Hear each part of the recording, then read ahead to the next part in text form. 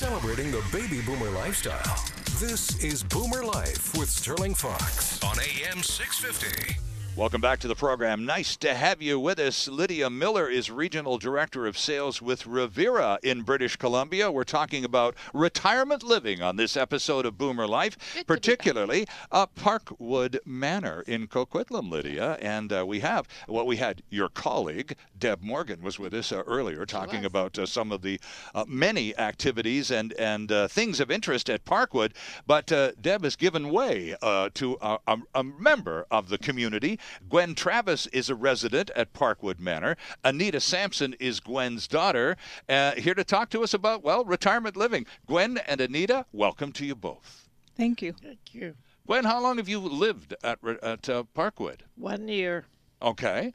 And how's it been, your first year in a retirement residence in a community? How is it? Well, first I can't believe it went so fast. Wouldn't believe I'd been there a year. It went so fast. Oh, really? Yeah. Well, that's time flies when you're having fun. That's the old adage. So you must be having fun. I guess that's it. Yeah. A lot of fun. So, what do they keep you doing? What have you been doing for a year, there's Gwen? lots of things to do. I have to choose really because I can't be everywhere. Of course.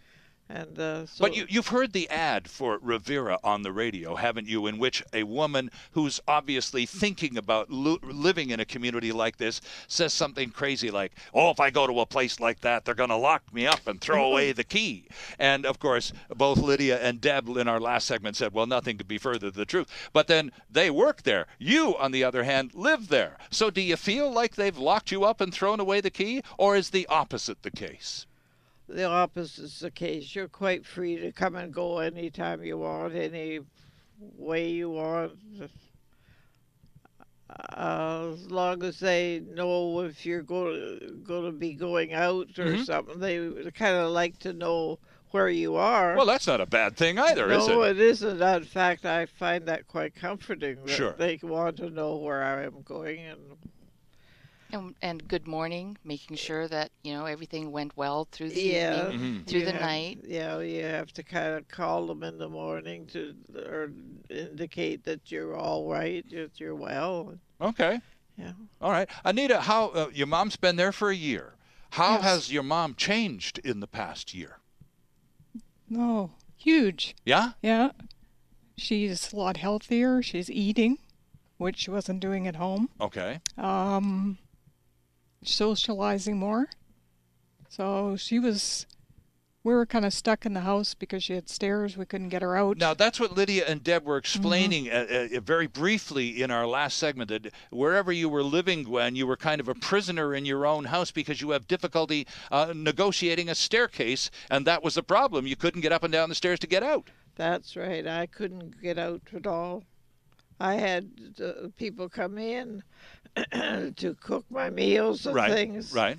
But I couldn't get out because I couldn't go down the stairs. Right. And so, Anita, you and your are there three girls in the family? 3 girls. Okay. So you and your sisters, somebody always had to be around just in case, right? Exactly.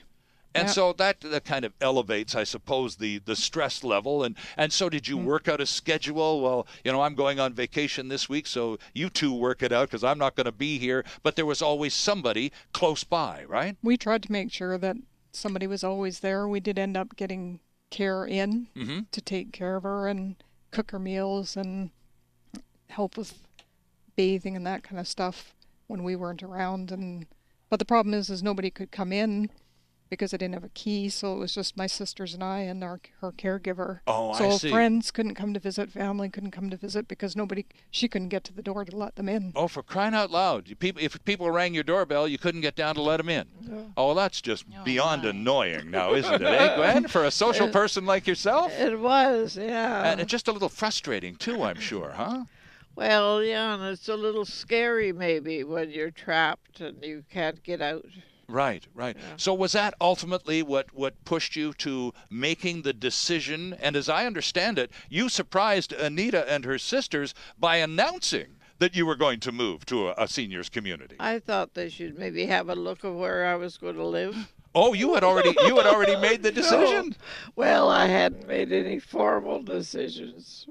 So now you're a Coquitlam person, right? So to go to Parkwood Manor would be simply what? Convenient because it was the closest? Is that why you selected it? I liked its location. I live in Port Moody most all of my adult life, and I didn't want to be far away. Okay. And where did you grow up, Anita? Where did you and Port your Moody. sister? Oh, And okay, right. So, I live in Coquitlam now. Oh, okay. So it's all super convenient then, Right. right? And your sisters? my sisters live in Port Coquitlam, so we're all Everybody- really Close. close. Everybody's close by. Yeah. Okay. And it was just a place where she was comfortable because she knew Coquitlam Center, she knew the area, she knew her doctor was close by, so it was kind of a no-brainer. It made sense for her to stay. You never really had to leave the old neighborhood. It No, was still fairly no. close by. That's right. I like that. Were all three of the girls supportive of Mom's decision, or were you questioning it? I wasn't questioning it. I think we were all supportive of what she wanted to do and knew it was the right thing for her at the time because we were worried that something would happen in the home and she couldn't get out. And now I'm curious about how that went because the siblings, typically the children, the boomer kids, I love being a kid. And I'm a boomer, but I'm still a kid. And we boomer kids worry about you, Gwen. And my mom is in the same boat as you. And so we talk amongst ourselves, you know. Poor mom, she can't even let her friends in the door when they come over to play cards or have a visit. We can't go on vacation because somebody's got to be close by. So there's a stress thing sort of building and building. Did you ever, after sort of these collaborations with you and your two sisters, just sort of sit down with your mom and go, Mom, the three of us are real worried about you here. Have you got any plans? Are you thinking about maybe not being a prisoner in your own house? Did they ever confront you with that stuff, Gwen? They pretty much let me make all my own decisions. Good which for them. I like. Yes. And but I'm sure that they rolled their eyes sometimes and wanted to hear something different. What did you think Mom was going to be moving into? You know, to be honest, I had no idea. I'd never seen assisted living or independent living facilities, so I had no idea what to expect. So did your mom take you? The first time you went over to Parkwood Manor was because your mom decided it was time. She wanted to have a good close look, and you might as well tag along. So we went there for lunch. Okay. Yep. And how was that first experience? It was when they came with me. Yeah. It was fine. It was good. They couldn't find anything wrong, and they still can't. I didn't know what to expect, so for me it was like, oh wow, this is not what I was expecting, but I knew it was going to be good for her in the aspect of meals and entertainment and things to keep her busy, and it looked, first impression walking in that it was a great community, people were social, so it all kind of looked like a place. My mom's very social, so it looked like a good place for her to be. And so now there's no issue with friends not being able to visit. A lot of your friends now live at the same address as you. And the ones who don't, there's simply no problem popping over for a visit now, is there? That's right. They can come in anytime they want. There's no restrictions. We should get them to move in with you.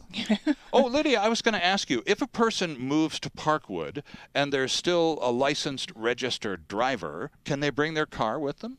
Absolutely. We've got lots of parking spots. Okay. I was just curious about that. It was something I was going to ask both you and Deb earlier, and it just escaped my mind. Yeah, they may shoot me later, but I think at Parkwood Manor, the monthly rental for cars is included. Oh, wait a minute. Yes, it is. Go. See? Oh, 0. Much prompting from the wings. Thanks, Deb. Thank you. She didn't leave the building after all. Thank goodness for that. So, Gwen, how your daughter has identified you as a very social being. So how's your social life since your year at Parkwood Manor has taken place? Well, my social life. Do you have any choices?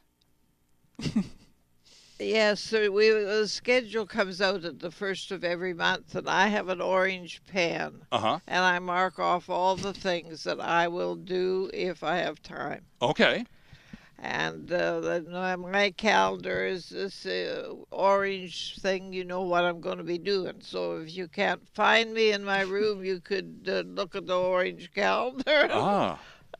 Well, here's... And you can't find her in her room. Well, I was just going to say that. Not likely you're going to find her in her room. But and here's a calendar of my activities for the month, assuming I have time for them all. I mean, holy cow, Anita, this is the mom that couldn't answer the front door and was frustrated and couldn't see any of her friends, and now she's just rocking and rolling out there at Parkwood Manor. Absolutely. What a relief for you and your sisters, huh? Huge.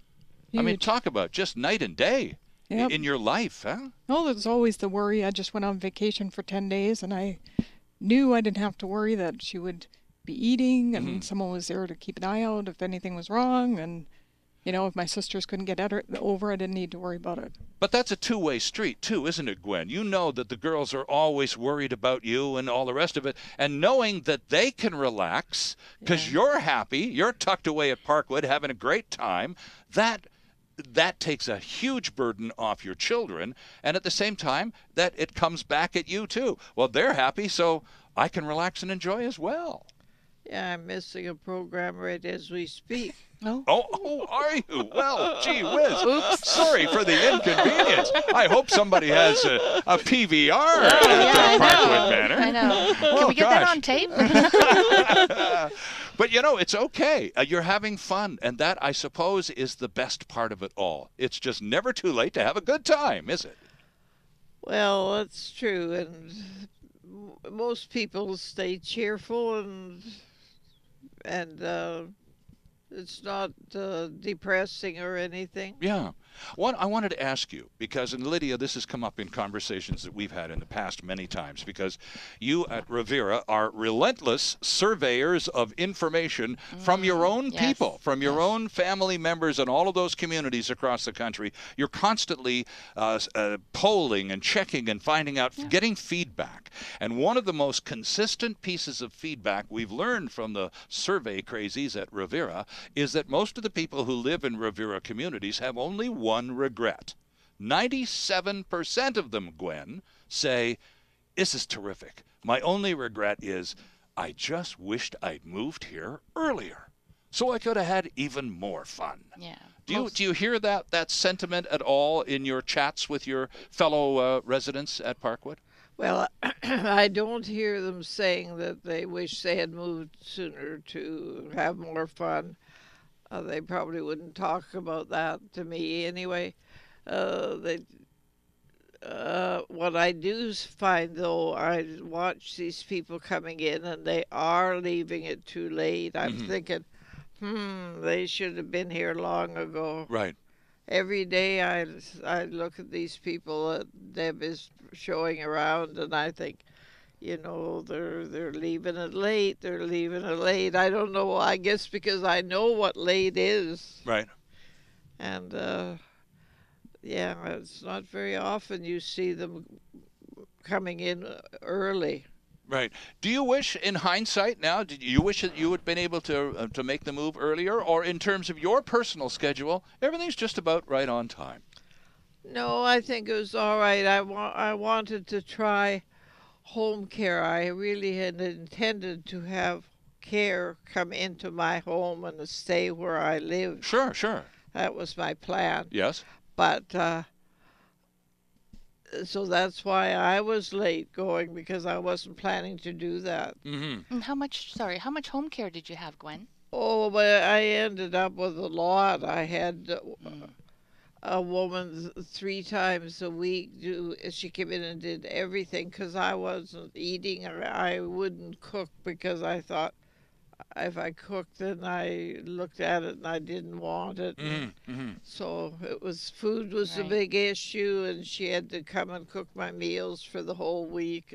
And of course, Anita, when you and your sisters are helping your mom organize her life, I mean, all of these things cost.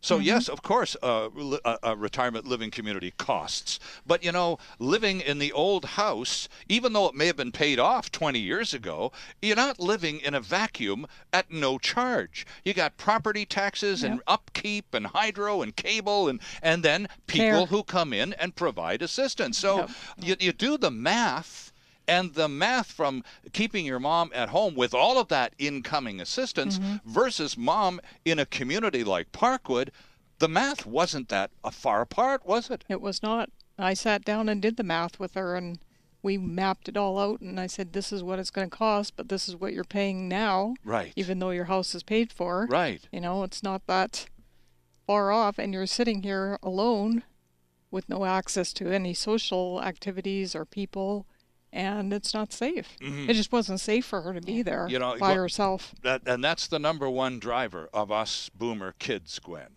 is that, above all, more than anything else, we want our parents to be safe. Yeah. More than anything else, that's key to us and our ability to even sleep a little bit at night, is knowing that mom or dad is at least safe. And in a community like Revera's Parkwood Manor, no problem there, huh? Yeah, absolutely. Yeah. And yet nobody's locked you up and thrown away the key for a second, have they? Huh? No. So it can be done, can't it? I've got the only key. Well, we better take a quick break here. And when we come back, we're going to meet another person who has had a Revera experience of a different sort. So stay with us. Back with lots more. You're listening to Boomer Life, and this is AM 650. It's all about the baby boomer lifestyle. Boomer Life on AM 650.